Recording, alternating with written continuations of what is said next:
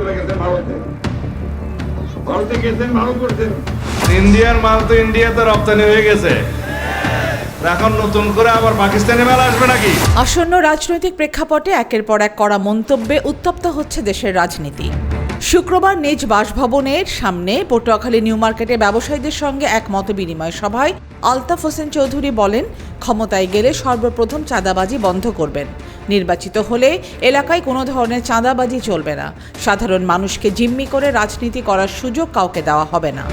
এছাড়া শুক্রবার বিকেলে ঠাকুরগাঁও সদর উপজেলার শোলহটরি বাজারে নির্বাচনী গণসংযোগের সময় বিএনপি মহাসচিব ফখরুল ইসলাম বলেন, আমাদের হাসিনা আপা চলে গেছেন ভারতে। তিনি ভারতে গেছেন, ভালো করেছেন।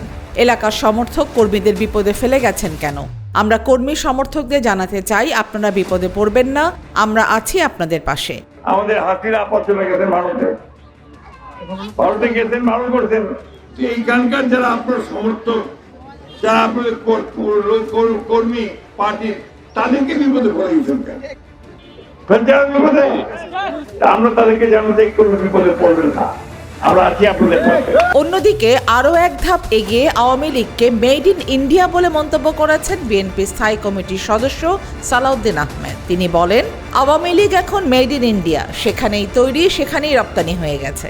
আওয়ামী লীগ এই পার্টিটা ছিল মেড ইন ইন্ডিয়া, ইন্ডিয়ার মাল তো ইন্ডিয়াতে রপ্তানি হয়ে গেছে, এখন নতুন করে আবার পাকিস্তানি মাল আসবে নাকি?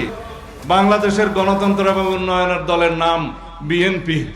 সবকিছু মিলিয়ে নির্বাচনের আগে ক্ষমতা, দেশপ্রেম আর বিদেশ নির্ভরতা, এই তিন ইস্যুকে কেন্দ্র করে ক্রমশ তীব্র হচ্ছে রাজনৈতিক বাকবিতণ্ডা। ফারহানা আহমেদ, আয়না টেলিভিশন।